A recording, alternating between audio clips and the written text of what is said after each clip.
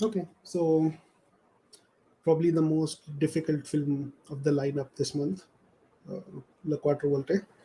Uh, mm, yeah, what did you guys think? Was it boring, or was it fascinating? By the way, hello Tara, just made it in time. Hey, folk. Yeah, he did it. Yeah, would you like to go first? What first Mhm. thoughts on the film? Sure. Okay. Okay. So there were, I would definitely, I mean, first thoughts are that for something that had absolutely no dialogue, it was pretty captivating and engaging, more than I thought it would be. So that was a good experience. Um, the There were certain bits that I was a little confused by at times, but overall, I guess it had a very melancholic feeling, at least in the first half, maybe. The second half was also sort of like that, but I think because it was people and it was a person and it was an animal, and you could kind of see this um, the sort of suffering. I mean, the old man, it was sort of like a slow fading away, and the kid, it was just um, sort of like lost and sad and confused. And so yeah, that was kind of bumming out, I guess, but it was very real at the same time. Um, it felt like a very stark representation of just how life goes sometimes. And even the thing with the tree, I suppose, was quite kind of sad, but it was more sort of it felt like there was a sense of community around the tree thing. Actually, in every instance, there was this slight background or sense of community, which was interesting to me. So yeah, those are my initial thoughts. Maybe somebody else would like to go. Yeah, you're right about, even though there's no dialogue, it definitely keeps your interest going. And watching it now after many years, that's what sorry, that was the fascinating part. That how long uh, does the shot need to say what it says? And interesting observation there you made, that there's always more than one thing going on in the frame. So Hmm. yeah, there is no dialogue, but visually they're doing more. So, Yeah. okay, Kritik, you wanna go next? Um, yeah.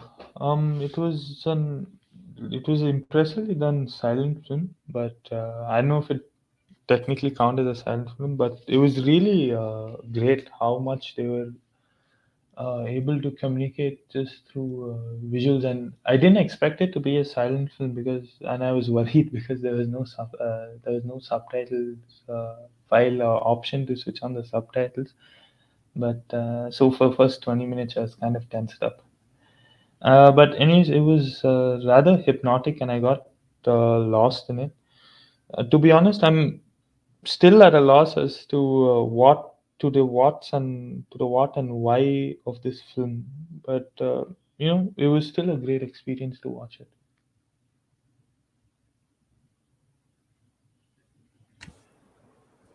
Okay. uh, Also, it had a yeah. really great dog. I don't know how they managed to Yeah, it's pull that very off with the entertaining. dog. Yeah, the dog is really hyper and cute and Right, smart right. also. In the end, when the toy truck comes back with the coal, and you see the same location, I was kind of missing that dog barking at everything that moves, because dog's no longer there. Yeah, Kaivalya. So, uh, any take on the film? Like, did you like it? Did you dislike it? Boring or I fascinating? would personally say that I guess if uh, There were a few things which were interesting, but the movie as a whole, I didn't enjoyed it as much as I enjoyed all the other movies so far. So that's my take, and I think one of the most good thing that I really liked about this thing was like how did they I seriously don't know how they made this movie actually, but I'm assuming they made it like a documentary style. They just picked that particular goat, once he was born, and then chose to be with that goat. But then there were things like how that particular goat itself only went into that ditch, right? And rest all somehow made it out, and then how they basically isolated that goat. So that was something that I would like to know if there is a behind the screen of making. I would like to know that part of it. I also like the thing that they showed, like the faith in it. They have exploded, right? The person thinks that whatever it is. First, they show that he's taking some medicine, and then it is showed that that medicine is basically something that has been collected. Now we don't know exactly what it is. Is it literally the dust, It or is is it dust, yeah. something else? Yeah, it could be like, for Mm, example, now we also have this havan, right? In Hindu culture, we do havan. So that havan ka jo bhasma hota hai, we mm, also, take it. Like, I'm not saying consume it completely, but we take it. But that bhasma usually contains wood. It also contains some medicinal herbs in it, and mm, so we do not know exactly what it is, right?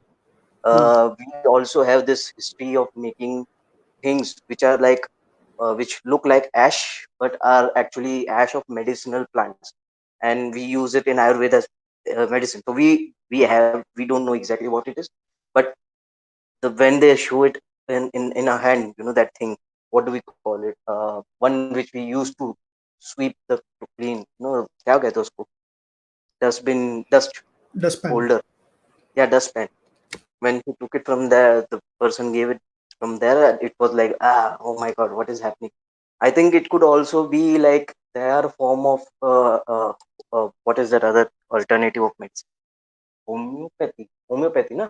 Where you give No, a small dose homeopathy of, is the sugar pill. no. In homeopathy, the actual thing is that you give small doses of the allergen to the person with allergies to make his body resistant to the allergy. That is the main psychology or main theory behind the homeopathy treatment. Again, that is something like, okay, so you are going to poison yourself to ensure that you will not get poison. So it just sounds very contradictory, but that is how it happens. Uh, hey, wait a minute. Na?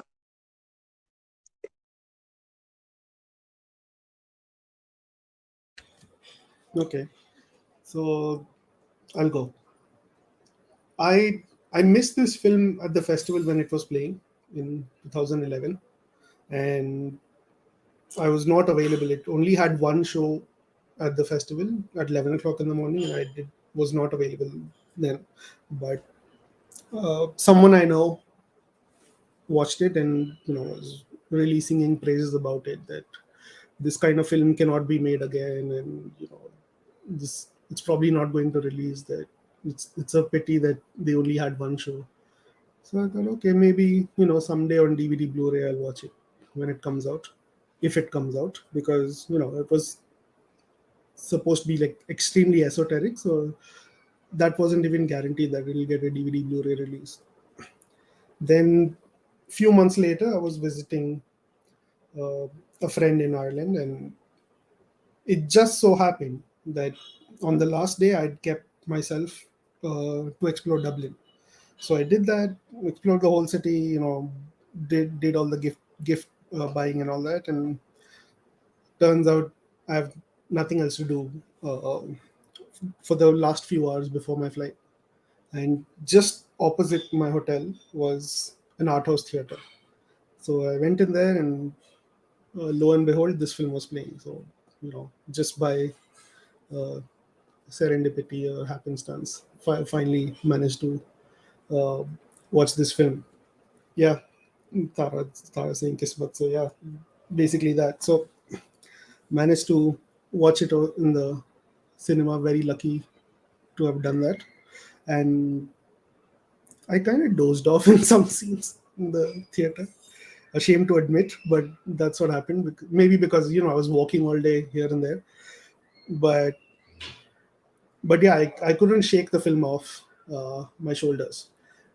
It stayed in the memory, and I kept thinking about what it is about and this and that. So uh, then again, later in the year, it finally got DVD Blu-ray release, and I purchased a copy and watched it a few more times to make sense out of it.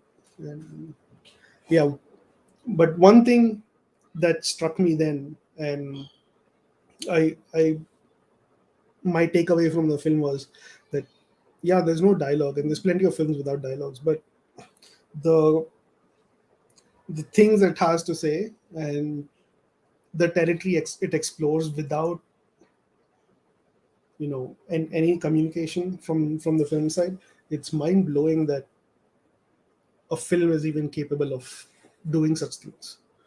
So yeah, I really adore the film for that. But moving beyond first reactions, since Kaivalya was talking about the dust in the water scene, uh, one thing I realized this time around is that yeah, in the beginning you think it's some sort of powder medicine that he's mixing into water and drinking. A few scenes later, we find out it's basically just dust from the cathedral. Now, in the film, he does this every day. They cover his routine, right? They show 2 days he takes the dust, and on the third day he loses the dust packet, and the fourth day he dies. So one way to put a frame around this conversation is, in a way, he believes that the dust is good for him, right? Now, if you are a person of faith, you might think that, oh, it's not dust, it's holy dust, right? It has some spiritual qualities to it, and that's what the old man also believes. As long as he was taking the dust, he was alive. The one day he did not take the dust, he passed away. So it there is a question of faith and spirituality over here, that either you believe that yes, he's been taking dust and he's basically poisoning himself with lord knows what, and Yeah, slowly. because sorry to cut Yeah, you yeah, off, yeah, go because ahead. one thing I wanted to point out is that that dust is towards the end they show that like it's like that whole like coal fire. Hmm. I mean the smoke or from the burning of the coal, I guess is like kind of drafting over the whole town. I mean, including the church, I guess. And so, I mean, in some ways, yeah, he's maybe he's been thinking that it's helping him, but you feel like it could have been, you know, poisoning him also. Right. And the coincidence. I mean, that was a feeling I got. I guess different Yeah. people would believe it differently and can interpret it differently. But yeah. The whole scene Yeah, is just an excuse to make you think about this. If you're a person of reason, then you'll think that he was poisoning himself. If you're a person of faith, you might think that, oh, he missed out on the blessing and he got he got what was coming. So the dust was basically keeping him alive, uh, making him live just one day longer. Kaivalya, you were saying something? yeah. I was just saying that. Yeah, I mean, the point that you made about the thing. So I was just saying that actually it is said that even in medicines, if you take something more than the specified amount, it actually kills you. So we don't know exactly what it is, and same goes with addiction, right? You are supposed to reduce it, but you have to reduce it in a small amount. Again, there is also this thing also. But I was just saying that before I was interrupted because of some some disturbance at home. I was saying that this movie is actually very well thought movie. Like they had planned for a lot of things, like capturing that birth of the goat from both the angles, and and then coming back to this thing. I think there were few choices that were made which would have not worked if they had not planned it before shooting it. It would not have been good on the editing table. it would have been tougher for them to stitch it on the editing table. So I think it was very well thought thing. It's just that it was not my cup of tea. That's the thing. I think like you say, the taste is subjective, right? I think this was not my cup of tea, but even though it wasn't my cup of tea, there were a lot of takeaways, like how they actually placed to capture that goat's first standing up moment, after the birth. They actually had two cameras over there, and it was captured, I think, simultaneously from both the cameras, in order to, like, sort of like in a documentary manner. Again, there was this thing when the small kids are playing in the shed, and then the broom falls and then they all scatter around. It must have also been captured organically, right? It would have been like pre-planned. They must have been shooting it for showing something interesting would happen, or we might stitch a part of it into a film, and then something interesting happened and then they shot it. So I think it was like uh, very well thought thing in that manner, and then they were also lucky to get few shots like that. Even this thing about that goat, like I mentioned earlier, the goat falling in the ditch and getting isolated from everyone else. uh, Now, could they have done it, like the isolation part, they could have simply done it by taking that single goat out, right? But that goat being the only one who fell in the ditch and no one else fell in the ditch, that was just a good stroke of luck. And it was the same goat that they have been shooting, right? So I do not know how much of it was a stroke of luck and how much of it was actually planned. Because again, when in the ditch, it is also possible that in the ditch someone might be holding the goat down for the scene. So again, it's that is why I want to see the making of this movie more. I think the making would be more interesting for me than the movie itself. And when it comes to philosophy, I think there was also one more thing. Like, do you I'm not sure if you might have noticed, but the way they showcased it, they changed the main protagonist. Like, earlier it was the man, right? After man's death, when they are sealing his tomb, simultaneously the next scene is of this goat being birthed, right? The goat's birth. So now the goat is the protagonist, and by the time the goat is lost in the woods, now the tree is the protagonist. So I was of the, oh wait a minute, is the soul being changed? Like, it's the same soul that is being reborn, right? The goat can die, and the goat's soul can then, on the in the same place, the tree could sprout up, and the goat's soul could be transferred into tree soul, and in, like, the man's soul could be transferred into goat. And then however, afterwards, we saw that dog making an appearance. So it makes, while they were like celebrating in the village, like jumping up and putting things and falling, whatever that festival was, in that festival scene, the dog made an appearance. So it was definitely not jumping of the soul that was behind it. But again, even that was a little bit spiritual thing that came into my mind. It was, if the dog was not, you know present there, I could have simply assumed that, okay, it must have been something like that. Because if you see, the use of lights and all those things was absolutely minimal, except for the car. You could have not realized that it is actually not that, it's not that older movie, right? So that is something that I wanted to say. Like, they could have easily showcased a 10-year or 20-year jump in between the movie. Like, the soul has already passed and the tree has, made his complete life, and afterwards the tree is being chopped. I also liked how they showcased how the charcoal is being prepared from the wood. So that was also something I really liked about it. Yeah, I'm done.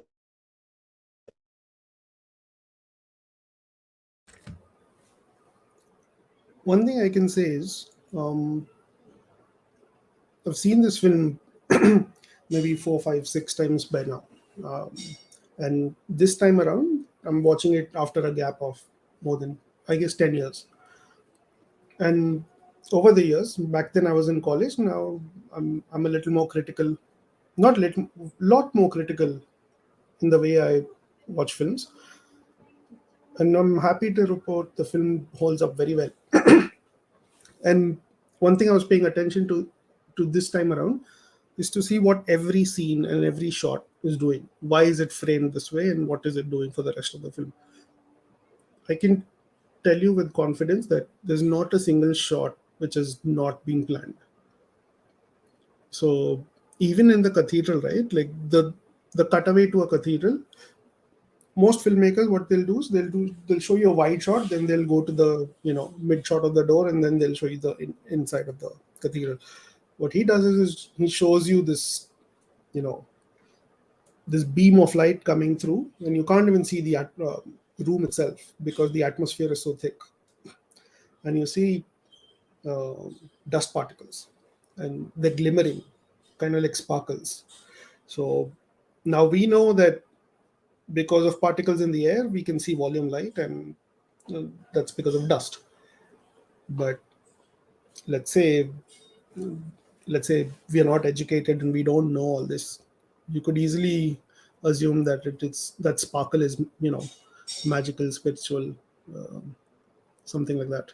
So yeah, there's a lot of things going on in the film, and uh, there's something else I wanted to bring up. What you say is true. This this act of one story transferring to the other. But more than that, the first time I saw it, um, I was very puzzled that okay, the film is maybe 40% done and the main character is killed or dead. Now what? Then we move on to this cute little goat, and we follow that story, but that also dies. And then we go to the tree, and that's when the film really took off for me. That, my God, I can't believe I'm watching a movie about a tree and I'm hooked. And yeah, but Kaiwali, I want to ask you, uh, how did you make that connection that this person, the soul of this person is, because there's no use of the word soul Yeah, yeah. in No, the film at they, all, but there is yeah. a clue. I'm curious to see if you found the clue or how you figured it out. Okay, I do not know. Maybe because I'm been brought up in a very, house where this type of discussion usually happen.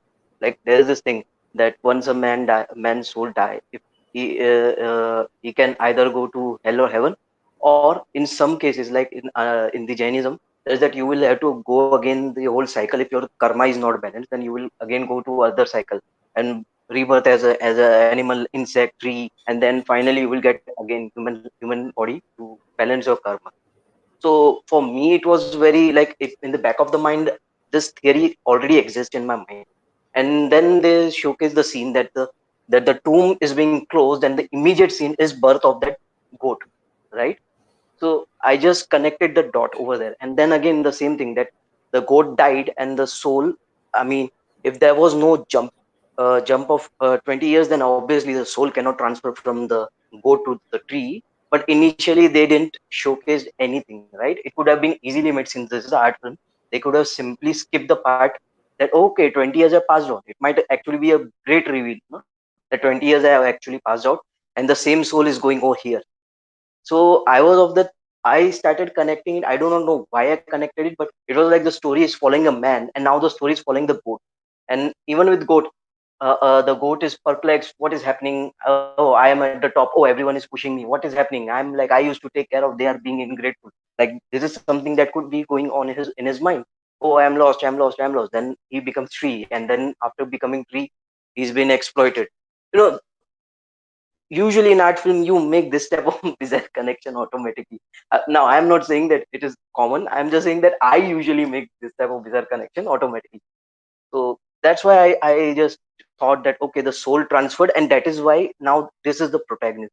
It was more that way, but after watching the dog again, this theory completely falls apart.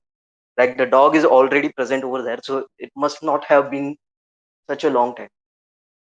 Now another thing is that okay, maybe the dog is some other dog. Dogs can look identical, right? We could have identical dogs, in which case there is a time jump, but they didn't specify that there is a time jump, right? So again, it's up in the air. But that is something because of that, upbringing and listening all these theories. That theory is still behind at the back of my mind, and that's how I connected this thing. the man's soul with that sequence. They are showing that the man died and then the soul transferred into goat. Also, there is one more thing. When all the goats come to the bed, they actually show the goat in that blurred vision, right? In blurred vision, the man sees the goat, and then the man, and the very next moment, some people are coming with the coffin and taking the body away. So it is possible that it was at that moment that the soul had already left, and now is trying to find somebody to latch onto, and it latched onto the fetus of the pregnant female goat. So again, like, I'm just making bizarre connection, right? But that is something that came into my mind at that particular moment of time.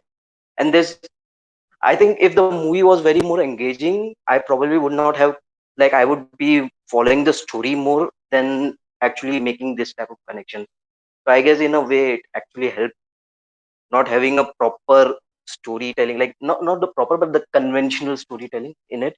Maybe that is the reason why my brain connected. I'm not sure, quite frankly. Kritik and Tara, did you make any such connections when you were watching the film? Or No, I just wanted to say that I definitely agreed with one thing that Cavalier said, which is just it was amazing to see how it was shot. Just that kid being born. Um, that was incredible to see that footage. When I was watching it, I was just thinking, oh my god, how did they shoot this? It's like kind of stalking this like goat for a long time to see. So that was pretty incredible. yeah, and it's shot in 35 millimeters, so it's not like they can shoot hours of footage and then just chop out the best parts. They have to start and end the shoot at a particular point because a film mag only lasts for 9 minutes. Uh, so yeah, so in the film there is a clue about this change or this transition happening, and it's quite subtle. Obviously, the four stories that happen in the film are all uh, uh, are all connected by this cut to black. That is a Vivek, very I still didn't got what was the fourth one. Like, the tree to charcoal, was the charcoal the fourth story? yeah. So Okay, so I didn't got that thing. if every story changing from human to goat or goat to tree and tree to charcoal is is is attached by this cut to black. Now that is a very visual signifier that okay, we are moving on to the next story. That's simple, but the connection of the soul transfer or this being the same person is a very simple clue hidden in all the. Hey Arunav, hi. Hey, hi everyone. How are you? Hi. Yeah. Did you watch the film? Yeah, I watched it last week. I mean, Okay. this week itself. Sorry, not last week. Okay. I was just going to give away some spoilers, but before I do that, maybe you can tell me. No, no, you guys carry on. I don't want to interrupt the flow of the conversation. No, I'll latch on to it again. So, what did you think of the film? Just. Oh, it's just lovely, fascinating film. Uh, I mean, I hadn't watched it earlier. hmm, Just got it this week and watched it, and it's fantastic. I mean, hmm, it's how do I put it? It's easily accessible, hmm, and it's also endlessly mysterious at the same hmm, time. hmm, And that's a very, very hard quality to get in a film, right? yeah. And as a piece of slow cinema, right? I mean, you would surmise that it would be a very, if not painful, a hard watch, right? A difficult watch at least. But this is not at all a hard watch. It just flows so brilliantly. There's such nice rhythms throughout the film. There's always something interesting going on. Yeah, Yeah. it's so packed, right? Every frame is packed. Everything Exactly. is packed. So many Exactly. elements inside the film. I was just saying that yeah, there's no dialogue, but Yeah, there's more than one thing going on visually in every frame. yeah, So there's always something interesting to look at. yeah. So I mean, when I So I really go into watch a film without reading at least a little bit about it. So when I saw that it's about metempsychosis, like the transmigration of souls, So you read about it before watching it? yeah, I just read a small bit of synopsis on Ah, Metacritic. That's it. okay, okay. So So you walked in knowing what is going to happen. yeah, yeah, and I Okay. was pretty curious that how would they, execute it. Huh. And that was fantastic. And then after watching it, I got to know about the entire theory behind the film, Pythagoras's four elements, four lives theory. You know what? It- I found out about this Pythagoras theory 1 year after I watched it. okay. But uh, I'll say this: you don't need to know that to Yes, appreciate the absolutely. film. Yes, yes, It is not hanging to that theory so tightly. yes, yes. I loved it before I actually knew about it. Huh. It only adds to the experience that, Yeah. my God, like a film can have such grand scale without speaking a word. Yes. And yeah, yeah, it It's yes. about so many things at once, right? It's about We're lucky if there is little, if there's some meaning to a regular film we watch, right? Like yeah, any film we're watching on a daily basis, art house or mainstream, if there's even a little bit of meaning, I feel a little bit satisfied that this movie was not in vain. It was made to say something. yeah. And here there's like scene after scene, there's so much to talk about, and yeah, it's kind of packed. Yeah. So yeah, Kaivalya had an interpretation that this character's soul is transferring from A to Hmm. B and B to C and so on. Hmm. So I raised a question that, is there something which clued you into this, or how did you find out? Oh, you latched onto that while watching it. That's great. I'm not sure whether I would have if I had not known earlier. Yeah, there is a visual clue. Uh-huh.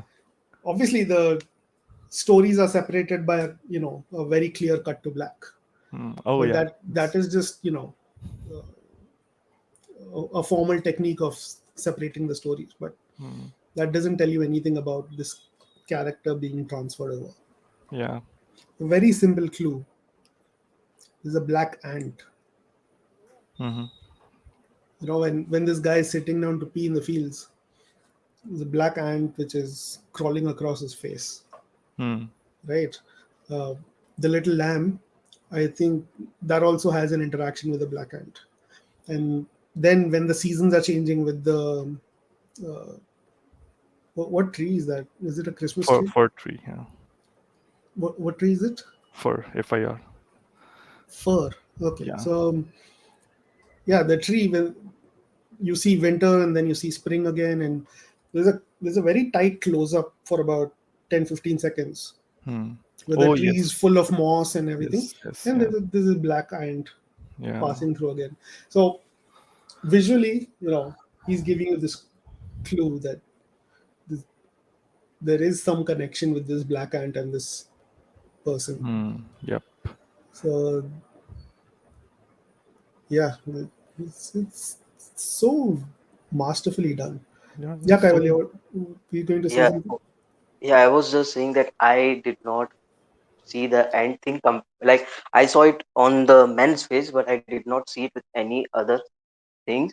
Most likely because again I was actually watching at 2 times speed because it was getting too long for me. So yeah, I didn't actually watch it the way it was intended to. But then again, that is something that I usually do when I when it starts to bore me a little bit. So yeah, I usually do it. So maybe that's why I skipped it. So it is a good lesson for me that next time don't watch the movies at 2 times speed. But yeah, but the thing is again, my theory actually fell apart because in the coal is not considered to have any soul, right? Sorry, charcoal. It is not supposed to have any life in it. So the transfer from the tree to charcoal is again like not happening in my opinion. And another thing was that my idea of soul transfer was more like a reincarnation or rebirth, right? Because the man dies and the goat goat's kid is born, right? And then the goat is alone in the woods, and then something happens. I'm assuming that he died, and then a tree grew up. But then there is again that dog, which basically means that no, this tree was alive, was actually thriving, growing even before than that. And if the tree was there before than that, then the transfer of soul becomes a little bit like, again, what exactly is soul? So now, does tree have soul? Again, there is that again different question. But from my point of view, the tree usually grows from the seed, right? So again, that theory falls apart at that very particular moment for me. So So this that is is what I was just actually, saying. yeah, this is actually taken from the Pythagoras's hypothesis, which Vivek was also talking about, right? So the idea is that what he talked about is that every human, each of us has 4 lives or 4 realms, each of which is kind of enmeshed with each other, right? And so there is mineral. Um, so man is the mineral because our skeleton is made up of salts and minerals. Then there is the plant realm because our blood and our veins are like the sap of plants. And there's also an animal realm because man has memory, man has movement, and ultimately there's a human realm that because we are rational beings, right? So that's why these 4 things 4 times, this motive comes from here. Yeah, I will need to read that thing and then rewatch the movie perhaps. Yeah. And Kaivalya, about being bored, no, I'll say this thing about being bored in films. Um, we are so used to the film giving us everything we need to know that anytime that tradition is broken, we get disengaged from the film. It's very common. It happens to all of us. It's just because that's the kind of films we grew up watching. But there are also films where a film like this, it gives you the right amount of space with the right images and sound. I mean, it's creating a scene for you to think about, right? And Yeah, I think. structurally, editing wise, they've decided this amount of time for this scene. Within that space, if you bring your active participation into the film, you think about these things, and you'll probably think about all, like you said, culturally you have some pre-existing uh, notions about how this film should be done,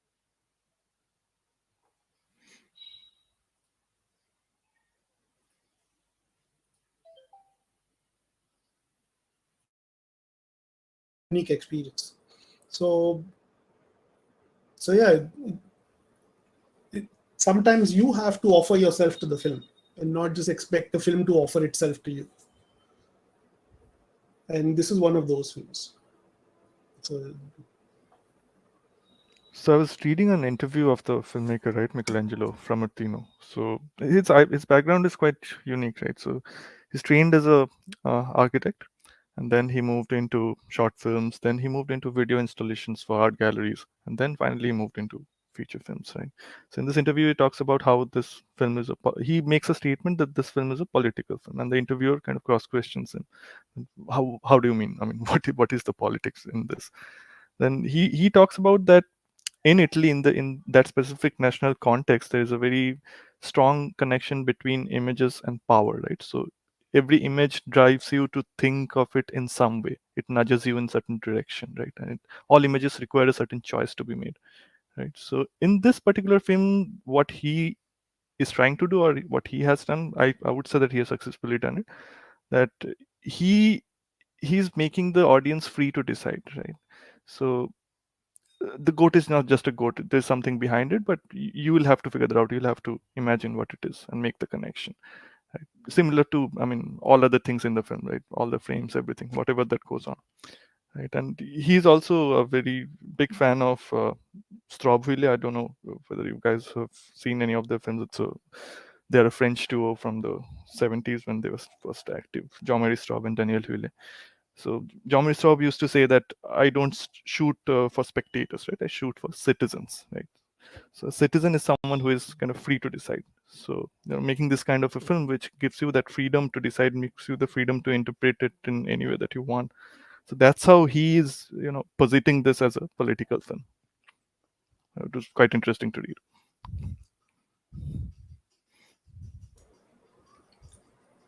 Later on, please share the link to this interview. It would be Yep, interesting sure. to read. Then one more interesting thing that I noticed this time around is, I didn't count, but next time I watch it, I will count that everything that comes in the film has more than one use.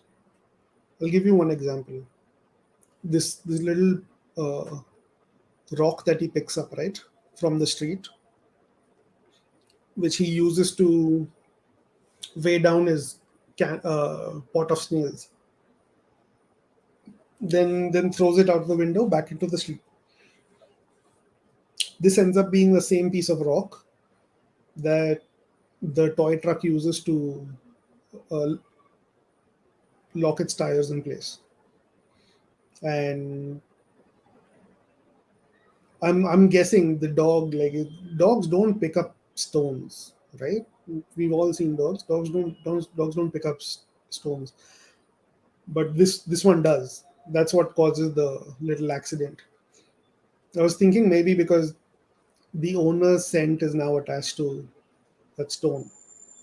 Maybe that's why it makes that connection that this rock means something. So, and later on in the end, when the toy truck comes back with bags of coal, that same round flat rock is used to block the tires in place again. So this is one example, but there's multiple things like this in the film, that anything that makes an entrance once is repeated again and again. So there is this cycle nature thing going on. Uh, they set up the whole, what do you call it? The daily schedule or the daily activities in the first set of scenes. Then they do it again, and and, and yeah, I'm trying to remember more examples. I did have them, but I didn't write it down. But this happens like multiple times with multiple objects in the film. That you see them and they come back again and they come back again. And I'm curious. Next time I watch, I want to find out whether he shows every object 4 times or not. That would be very interesting. Kritik, were you going to say something? But even once in a while, the exact shots are repeated twice. But I Yeah. suppose it's more of a, like, even some kind of like, well, atmospheric or what do you call it? Shots are repeated twice, like the town on top of the hill. But I assumed that was because it was trying to work in silent film medium, and it was trying to familiarize us with the setting. If I'm not wrong, please correct me if I'm wrong. I thought he's taking the filmmaking tricks out of the equation, right? Like, if it's since visual is his only tools available, he could have easily gone with cranes and lot of camera moves. But the only time the camera moves is during this one long take with the procession and the dog. Right? It does right to left and left to right, then right to left, and then left to right again. That's the only thing it does. So it's taking the filmmaking away from filmmaking tricks away and letting the setting do most of the work. I am still baffled how, like, Kaivalya was saying, right, that this little lamb gets stuck in the ditch. Uh, how did they manage to do that? I'm surprised they managed to get the dog to pull the stone out of the Yep. toy truck in time. That's a astounding sequence, right? 8.5 minute long shot, and so many things happen. It's amazing, and it's just down to the Right on kill of cue. a dog. Right on cue. Yep. Right? Just when the procession is over, there you go. It happens, and yeah, it's crazy. Uh, I don't know how it was Yeah, done. these kind of long takes, right? These are, I mean, people, filmmakers use them to show off, right? Sometimes by cramming Hmm. in as much precisely timed choreography, so much synchronicity, and Yeah, all of that into one unbroken moment. yeah. But here there is so much space, time, and everything is left to basically a dog, how it would react. I don't know how they did it. It's And speaking amazing. of time, I was very conscious of how this film uses time this Mm, time around, and one of the most active sequences, right, with this traditional festival mm, of the tree being resurrected in the mm, town square. Then they have this Janmashtami thing going on, like somebody has to climb up and throw something, and then the trees pull down again. mm. When the trees pull down, uh, I believe there is some food tied to the branches, which is why everybody's running and trying to pick it up. Yep. From a, what do you call, choreography standpoint or a filmmaking standpoint, when there is action going on, that is always worth capturing, right? Like, Mm, if there's something interesting going on in front of you, obviously you want to record it. In the film, that is the busiest scene, yep. most number of people, most number of activity, and most lot of movement in and out, back and forth. It's very energetic. Mm, That is the shortest cut in the film. It's only there for like 3-4 seconds, yep. and I was amazed. Like, here you have everything in front of you, and you're throwing it away. It can't be by accident. Yes. So yeah, the more I dig into this film, the more I appreciate it. Yeah. Yeah, and this whole concept of ashes to ashes, dust to dust. Yeah. Cycle of life. Yep. Our, man's Hmm. position inside the cosmic scheme of things, or even within our planet itself. It's Hmm. so much film Hmm. about nothing and everything, both at the Hmm. same Yeah. Yeah. Yeah. Uh, I think that loneliness is also a theme of this movie. You see carefully, right? Like the main protagonist was lonely. The lamb gets lost and is lonely. The tree is picked away and it's lonely. Apart from the charcoal part, like I didn't thought much about the charcoal part, honestly speaking. So all three had something to do with the theme of loneliness, and that is why the reason that even in the long shot, establishing shot, there was very less action because maybe it was like I don't know, maybe there must be some connection with that. Aruna, do you ever take on the charcoal? The Why charcoal charcoal? one, why charcoal? Because the way I say it is, the central relevance of carbon in the scheme of human lives, right?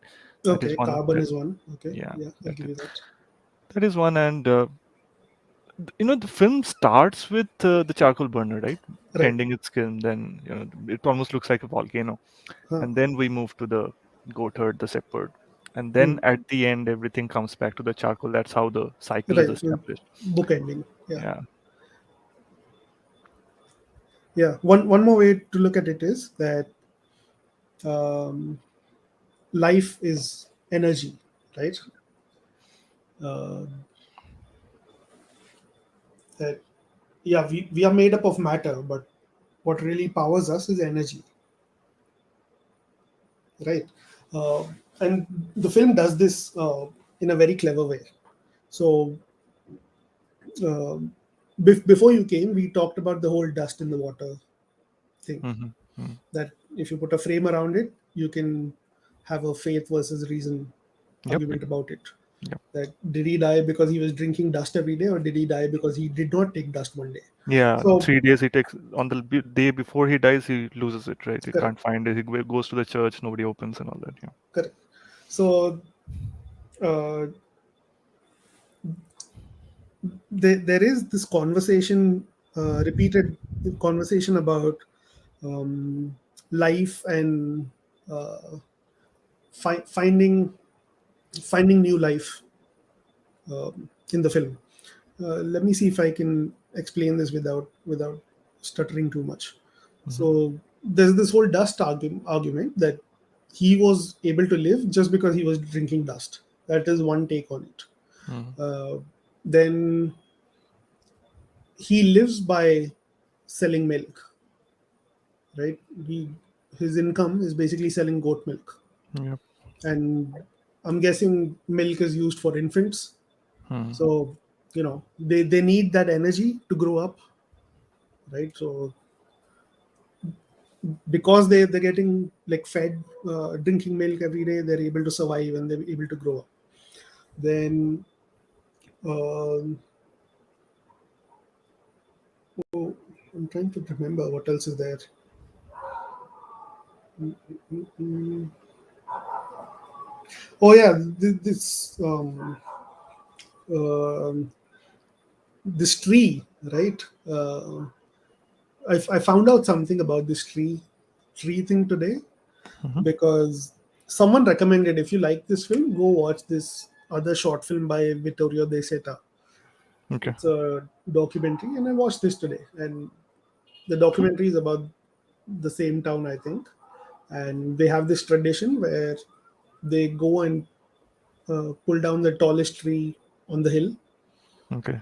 shave it down, bring it to the town square, hoist it up, Mhm. and tie some food to the branches. And the challenge is that you have to climb up and snatch the food. Mhm. So the reason they do this is because they consider the tree as a symbol of life.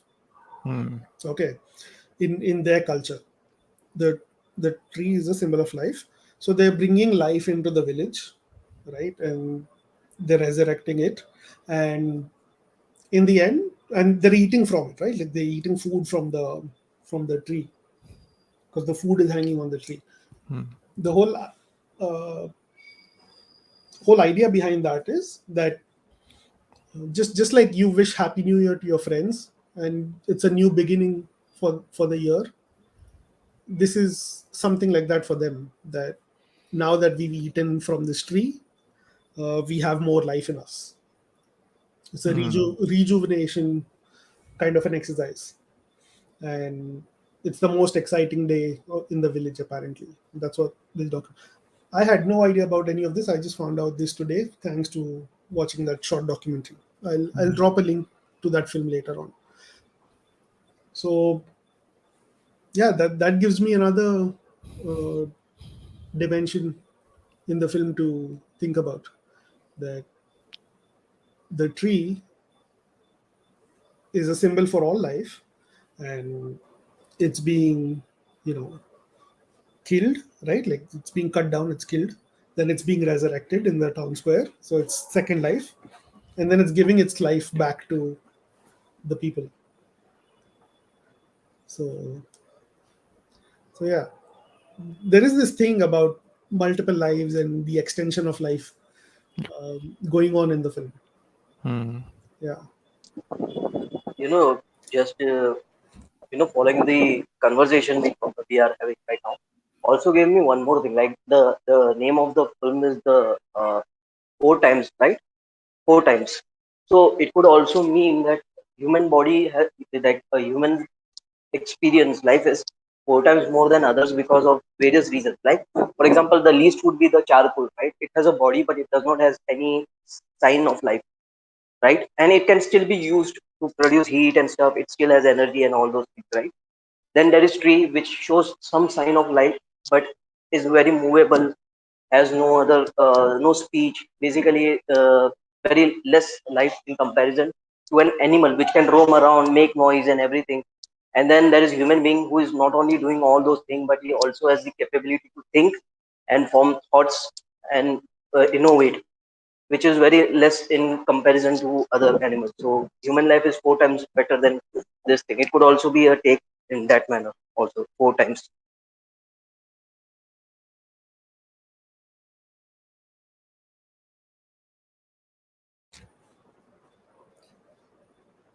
Yeah, I'm trying to think if there's anything else uh, to be discussed.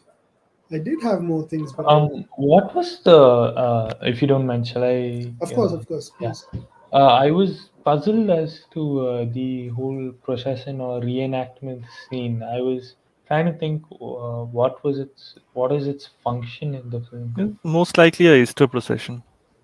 Uh, Easter procession, most likely. Easter, yeah, but why? I was thinking like, why is this in the film that way? Oh, that way. Okay. They were basically doing a reenactment of. I didn't know it's a Easter thing, but like I saw a cross and someone's carrying it, so it's obviously reenactment of the crucifixion or something. Yeah, yeah. Hmm. So I was wondering why was this involved? I mean, do you guys have any interpretation or something about it? Maybe a clue about reincarnation. Like my first theory was that the man dies and then is reincarnate in the ghost body, something like that. Because the Christ also died and then he became alive again. In that shot, the second time you pan to, sorry, you move to the right or look to the right, you can see all the procession climbing up the hill, and there are three crosses on the hill, very conveniently staged. So the framing is just right. You look to the left, the procession is just beginning. When you look to the right, the procession is just ending. So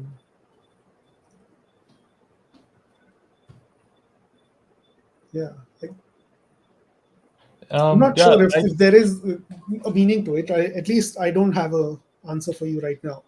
But next time I I was watch it, I'll come back to you. I was also very interested when you used the word resurrection for the tree also. Yeah, yeah. Maybe there's something there, right?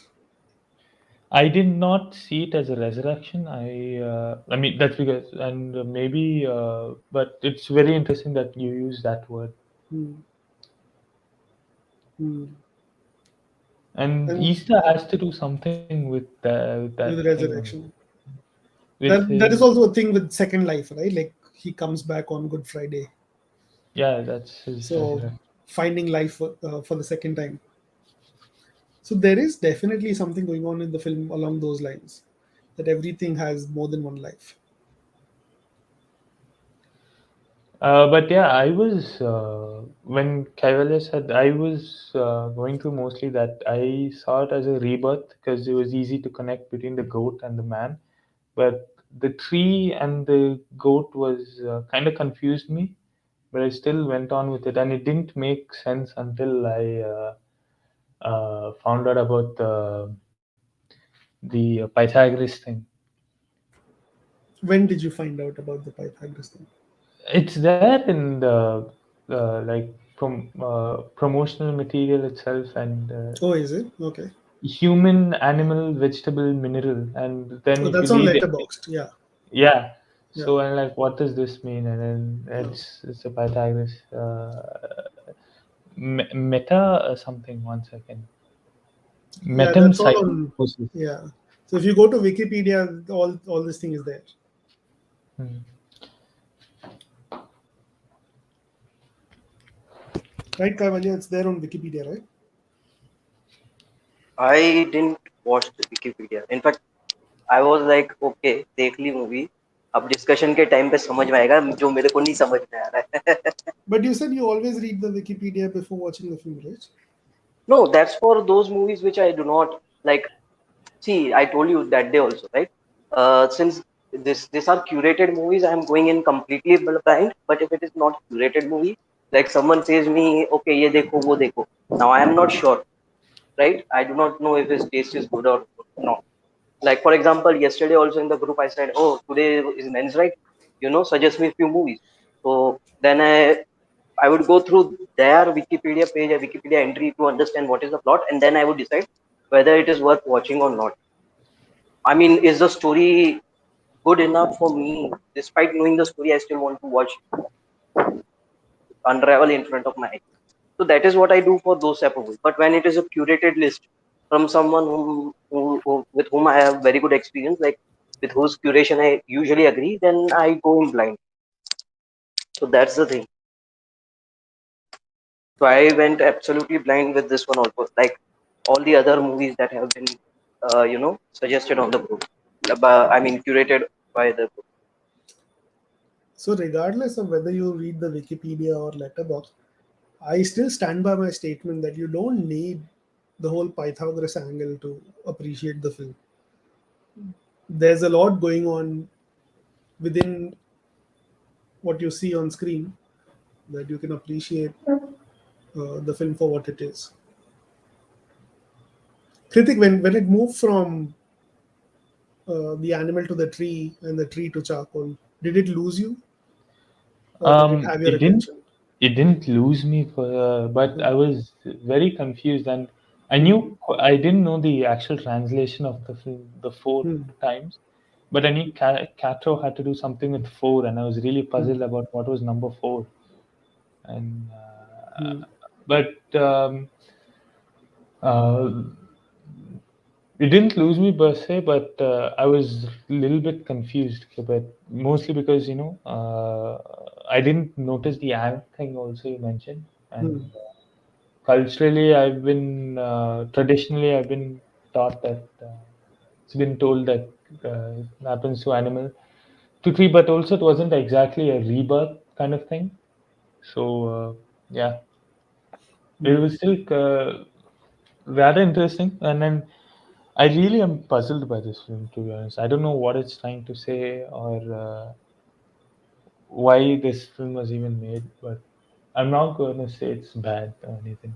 It was really good. Mm. I mean, um, do, what do you think this is about?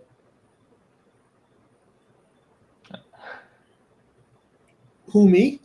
Anybody? It's an Okay, open question because okay.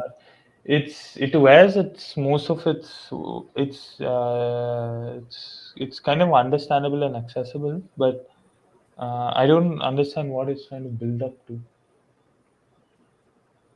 Yeah, it's a conversation about the overarching life of things, right? Like we and Aruna were discussing, ashes to ashes, dust to dust.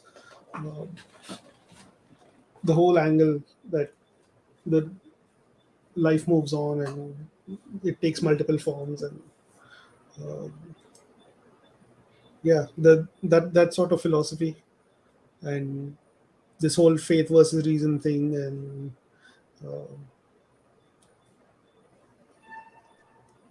I mean, I just got another theory in my mind, right?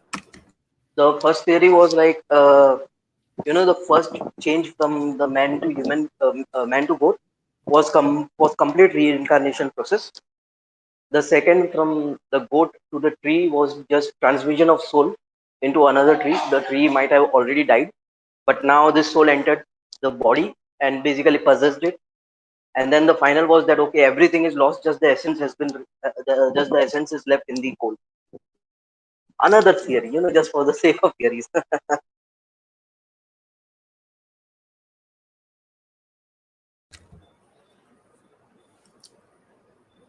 yeah. So I found it very fascinating that the film picks up such uh, a grand conversation about life as a whole. The only other time I remember this happening is probably in 2001 Space Odyssey, right, where the whole evolution theory that they present. Yeah, even And Tree of Life. yeah, Tree of Life is there. But Tree of Life, I think in some parts it's a little on the. I love the film, but it's a little on the nose at times. Yeah. Don't you think? Especially with the Brad Pitt sequence. Yeah, sometimes, yeah. I mean, Terrence Malick always divides opinions. Yeah, yeah. No, I really enjoyed the film, and I saw it like 4 times in the cinema when it came out. Hmm. Uh, but Sean Penn was insufferable in the film. He always is. Uh, yeah, he's always uh, just look mopey and depressed and do long takes. Oh yeah, Hmm. Terrence Malick movie. Uh, but the Brad Pitt part, it was the most conventional segment of the film, and we found that a little on the nose. But besides that, everything else was just marvelous. So yeah, it's the whole conversation about life as a whole, right? Like you're talking about the cyclical nature of life and uh, energy being transferred from one thing to the other. In the end, we're all carbon-based life forms, right? So it doesn't matter if you're a goat or you're a human. We're all based, like the molecules inside our body are all the same. Uh, so that's why when Arunav mentioned carbon for the coal, I immediately said, yeah, that makes sense. Like, I'll give you that. Because coal is also carbon, and you're just passing off energy into a different format. But the particles are the same. And in the end, that coal being turned to dust, or being basically smoke is what? Dust in the air, right? So it going into the wind, like releasing into the world. Yeah, it continues its cycle of life. So I think the main key takeaway from the movie is that you might not enjoy it while watching it, but if you think about it or if you discuss with it, there's so much into it that you do not even realize while watching it. It's the discussion which brings out the beauty about this movie. I don't think it's unenjoyable to watch. I No, will no, I'm I not will saying, I'm disagree not with saying, that. no, no, I'm not saying unenjoyable. I'm just saying that you won't enjoy it that much. Like, it was, in my opinion, it was like, okay, if a person is having very hectic life, he might watch it and he might think, "Arey, what was I watching? I don't even understand this." When you are in that state of mind, usually when you watch movies, it has an immediate effect on you. This movie does not has an immediate effect. It takes time to grow on you, I guess you could say in a way. Like wine, as it ages, it becomes more tasty. I don't know. I have now drank wine, so I don't know, but something like that.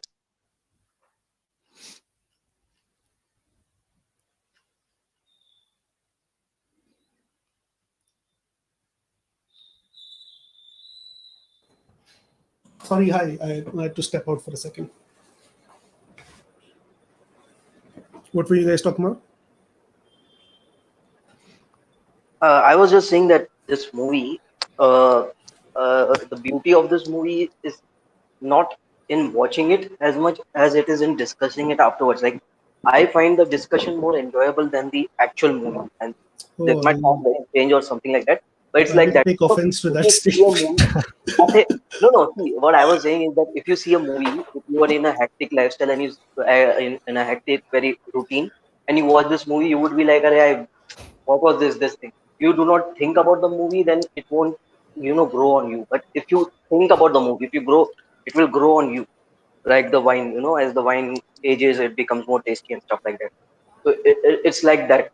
Now, when watching the movie, it wasn't as stimulating to me, but after watching the movie, trying to think, "Arey, what exactly was this movie trying to tell?" Now, if I lined up all the more movies, behind it, I would have probably skipped to other movies. I would have not even thought about it or what it was trying to tell. Or if we are not having this discussion, I would have not, quite frankly, understood it. The way it is made. Like, I would not have appreciated it as much as just if I just watched the movie, right? So that's what I was saying, that the discussion after the movie is more what's the word, catharsis, oh, what's the word, that type of thing. It's the discussion that makes you enjoy it more than the actual movie. That what was I was trying to tell.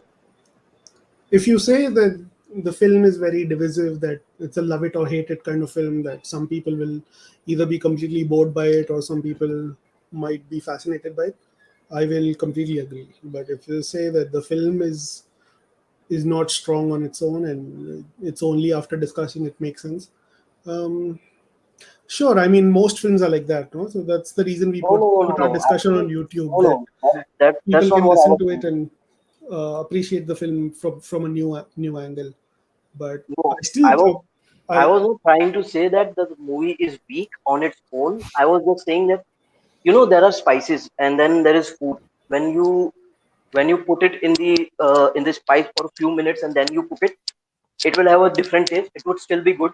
It will be great. But if you marinate it and then you eat it and stuff like that, it would have better taste. So that's what I was saying. That the post uh, discussion about this movie really elevates the movie a lot more. Makes you even enjoy this movie a lot more than this thing. And I'm damn sure now, if I would rewatch the movie, I would enjoy it even a lot more because now we had a discussion, very fruitful discussion.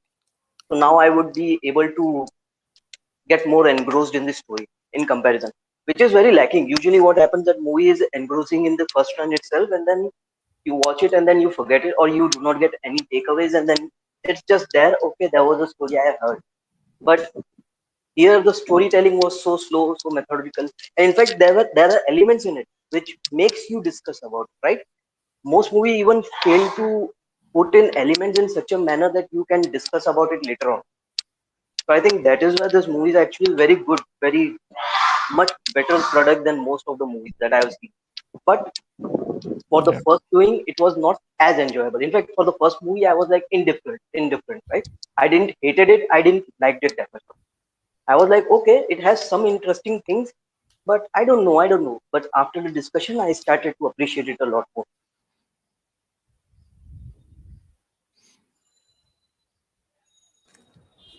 If anything, I was revisiting the film after 10 years or so, right? And in this 10 years, obviously, I've learned a lot more about film. Learned a lot more about filmmaking, and uh, have a much more critical eye. And I talked about this in the beginning. I was prepared to dislike or not be as impressed as I was 10 years back. But no, man, it holds. In fact, like there are things from a filmmaking stand of view point of view that I appreciate even more right now. So yeah, it surprises me in a very very good way that no matter how deeper I dig, it always gives me new things to look for. So for any film to do that, it's a grand achievement. So that's the whole reason why 2001 Space Odyssey is so revered, right? Like it's so well put together. Um, yeah, it's like a constructed set that has um yeah, it's working on multiple levels, and at the same time it appears different depending on how which angle you approach it from. So yeah, I think we're stretching the discussion a little thin. So do we have anything that is to be discussed about this film? If not, we can end the stream. Nothing much, taking the cue from Gavilier, right? So yeah, I mean, this is pure cinema, right? This is where cinema comes in as a medium, right? It just eliminates the need for a quote unquote story, right? If you want a good story, go read a novel, go read a short story. Why do you need cinema? This is exactly why you need cinema, right? I mean, can you imagine this? Whatever was there in the film be narrated in the form of a story or a novel? It's not possible, right? That's where the uniqueness of the medium comes in. I don't know. I would little bit disagree with that. Um, about this film being pure cinema, I'm not trying to say that it's uh, the quality of the film, but I think this would work pretty well as a book too. You know, Uh, and, I mean, does it have? I don't think it has enough material to be put into a book, right? Maybe a 3-page, 5-page short story. Any more than that, I'm not really sure. there are a lot of books that are just kind of roaming and just they just books that kind of appear to be ranting about just the experience and what they are seeing or what a writer is experiencing, but Hmm. they kind of build up to something, and um, I just guess my idea of pure cinema is something different, but I'm not gonna like what do you say no, this is not. But I'm just, perhaps my idea is a little bit different. Kritik, So can I ask you a question? So this I don't know if I can call it a story, but this concept that you've uh, explored in the film, do you think it is better if things were left to the viewer's imagination, or is this concept uh, better consumed if the clues are in front of you, but it has to be observed by the viewer? uh, I don't understand your question. Like, I don't know how to approach it. Right. So you have a concept in mind, right? You have two methods of presenting it to your audience. Either you write it in a way that invokes an imagination, right? Or you present it in a way visually that you are planting the seeds but not handing out the answers. So yeah, it's a matter of choice how you present it. I'm sure there is a very, masterful way to write this into a story, but Yeah, will it be the same experience, or will it be a no, I will worse not. Will experience? definitely not be the same experience.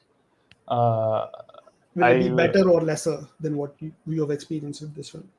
I have, uh, like I said, I guess I'm on the opposite side over here. No, But no, it's not an opposite side. I'm just exploring the whole concept of this. well, the question itself kind of thing. But I think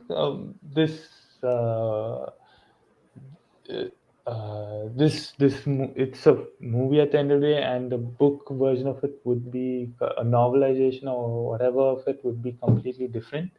Hmm, And in many ways, to the reader, to how the writer writes it. hmm. And but um, I could very well see this as a great book also. It's a good.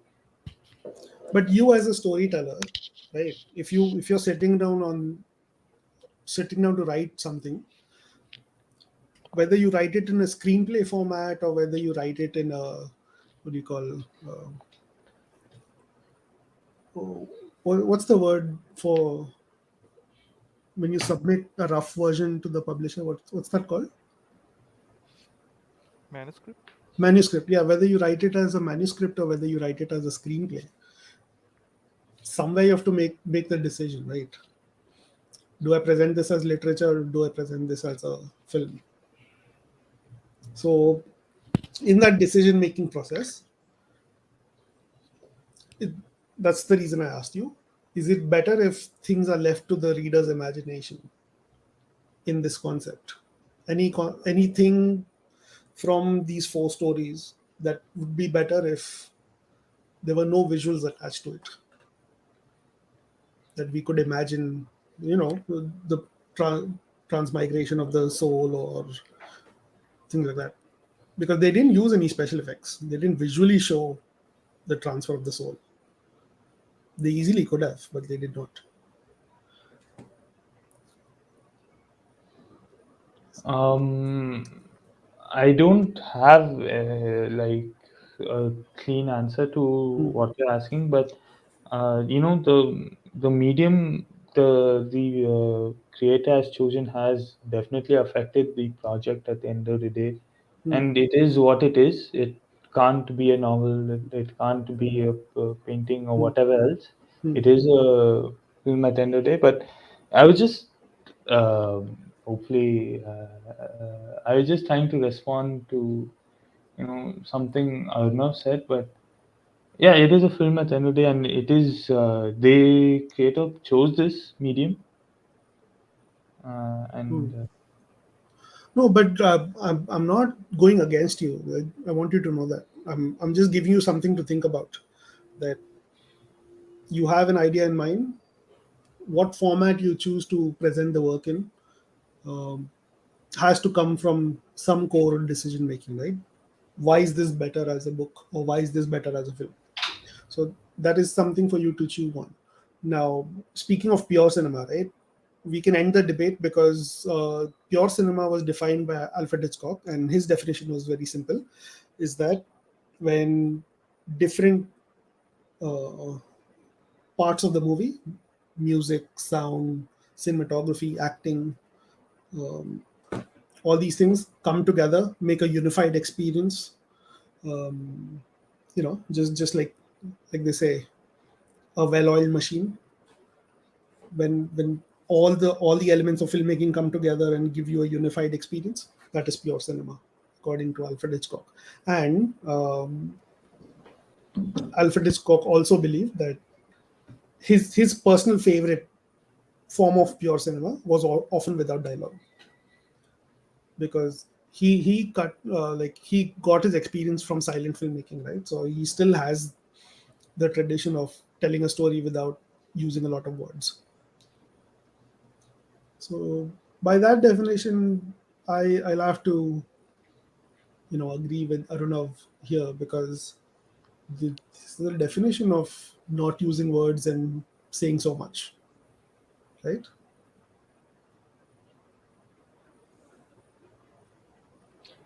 Yeah, I mean, I don't think anybody will disagree with that definition of uh, yeah, of pure cinema. But uh, Well, I the uh, man came up with the word, so it's hard to disagree with someone who came up with he it. came up with the Yeah, word. yeah, yeah. Okay, Hitchcock I came did up with not it. know that. I Yeah, did not know that, yeah. but I mean that's a 100% true statement, and Yeah. Yeah, I it's mean, just Hitchcock already, I mean, came up with the word, but there is also a French tradition of cinema pure. It's called. I don't know the pronunciation, cinema pur or cinema pure. So that's another way of looking at cinema. That through, I mean, from the point of view of abstract art, right? Not binding cinema to narratives. Oh, I don't know. Before we go, there's something I want to mention. Hmm. That, and I was talking to Vishal about this privately. That it, I really dislike most of the surreal films I see, Okay. because directors don't know how to handle surreal images. Like, they Hmm. have ideas which do not belong in reality, but they don't know how to present them. Hmm. And the most common trick they'll do is set up a stage and put up some props. And my question to the filmmaker at that point is, if you are going to set up a stage, why not do it as a theater, Hmm. right? Why not make a play out of it? Why make it a film? Hmm. And Yeah, that's yeah, another way. Film should yeah, not, yeah. So, movie or cinema should not be film theater, right? so whatever this film is doing is not Hmm. possible on stage. Yes, yes. And I haven't thought about it enough to say that it's not possible in a book, but I would say uh, it's not. I would say it's not possible in any of the other six major forms. That's why the seventh art comes in, right? but I'll give credit to the director. Like, he's a master filmmaker. I'm sure he Yeah. thought about it long and hard before committing to make this film. So yeah, man, like, expressing ideas uh, with or without surrealism in itself is hard. And then, yeah, to do it this way, it's kind of like the director showing off. And Yeah. It's just returning the medium to its origins, right? The elemental origins, vision and movement, images and movement. That's it. Many film theorists, even Andre Bazin and others, right? They yeah, all thought that sound corrupted cinema, right? yeah, yeah. Yeah, I was actually thinking about this yesterday, because I watched this cat film, Cat People, Ah, after a long time. Jack Turner. Yeah, yeah. So I saw it after a long time. I'd seen it as a student, but I had no memory of it. Lovely Uh, film. it's a nice film, no doubt. But the studio films, right? It's basically a studio production. The Yep. studio films from that era, whether it's James Whale, Frankenstein, or Invisible, they're all nice films. Mm. And the reason why they're so nice is because their approach to storytelling is so simple. Hmm. It attempts so few things, and it doesn't go wrong in any of the steps, Yep. you automatically assume it's a great film. Yeah. It's all Since it formally. didn't do anything wrong, Mm. it's obviously good, right? Yep. But at the same time, if you look at older films, silent films, which were, I don't know if they were within the studio structure or not, they had some really complex ideas being tossed around. Yep. Mostly, I would say more than Hollywood, it was in Russia, right? Eisenstein, Pudovkin, all those people. Even the French guys, right? Yeah. I was watching Love Empire, then also, what's his name? The German guy, Metropolis German guy, what's his name? F.W. Fritz Murnau. Lang. Murnau. Fritz Oh, Lang. sorry, Metropolis. You're talking about. Yeah, Fritz Lang. Yeah, Fritz Lang. Like even his films, like silent films, there's so much going on. Like Yeah.